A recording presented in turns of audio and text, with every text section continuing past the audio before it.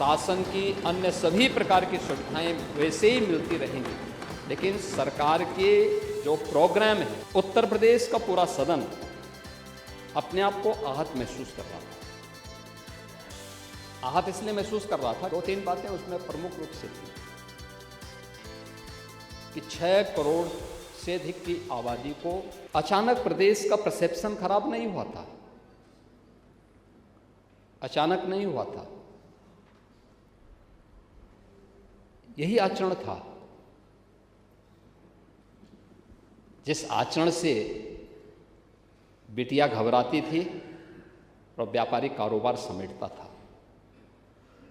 उसकी एक झलक अभिभाषण के दौरान भी यहाँ पर देखने को मिल रही थी, और वह किसी भी स्थिति में मुझे नहीं लगता है कि प्रदेश का कोई भी व्यक्ति उसको स्वीकारेगा।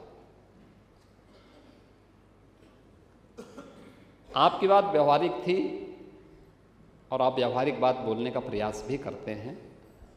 अलग विषय है कि आपके हाथ बंधे हुए हैं, लेकिन आपकी बातों को सुनकर के मुझे ये चीज़ें लग रही थी। मैं आपकी सभी बातों का जवाब भी दूंगा, और जो गालिब ने भी कहा था कि गालिब उम्र भर में ये भूल करता रहा, धूल चेहरे पर थी और आईना साफ करता रहा। समाजवादी पार्टी के और मुख्य विपक्षी दलों के इस आचरण के कारण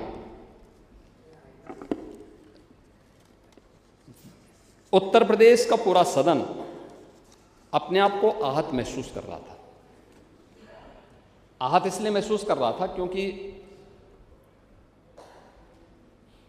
ये अच्छी बात है कि पिछले 9 वर्षों के दौरान बहुत कम समय ऐसा था कि जब सदन की कार्रवाई बाधित हुई।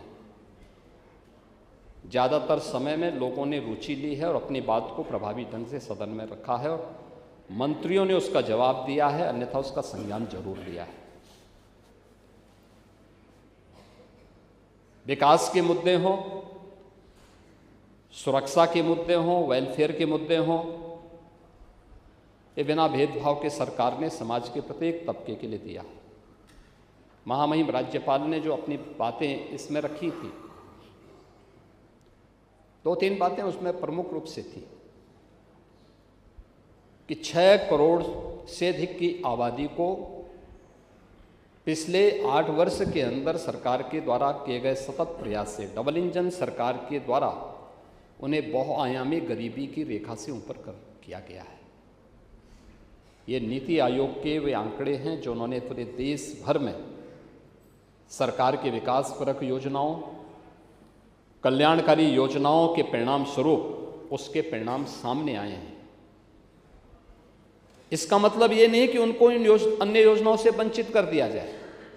उनको जो राशन की सुविधा मिल रही है वह यथावत मिलेगी, उन्हें स्वास्थ्य की सुविधाएं जो मिल रही हैं वे यथावत मिलती रहेंगी, शासन की अन्य सभी प्रकार की सुविधाएं वैसे ही मिलती रहेंगी, लेकिन सरकार के जो प्रोग्राम हैं उन प्रोग्राम का असर कैसे पड़ा है वह उनके स्वावलंबन के लिए, उनकी आत्मनिर्भरता के लिए और उनके जीवन में खुशहाली का वह कारण बने, इस दृष्टि से वह योजना किस रूप में आज अपना असर दिखा रही है। एक एक योजना, वह हर घर शौचालय की बात हो, हर घर जल की बात हो, हर घर हर उस गरीब परिवार को छत देकर के एक एक पीएम आवास उपलब्ध करवाने का कार्य हो, या आयुष्मान भारत के माध्यम से 5 लाख रुपए की स्वास्थ्य बीमा का कवर हो, या फ्री में राशन की सुविधा उपलब्ध करवाने का कार्य हो, या 1 करोड़ 6 लाख उन परिवारों को जो निराश्रित महिलाएं हैं, वृद्धजन हैं, दिव्यांगजन हैं, उनको 12,000 रुपये की सालाना पेंशन की सुविधा उपलब्ध करवाने का कार्य हो।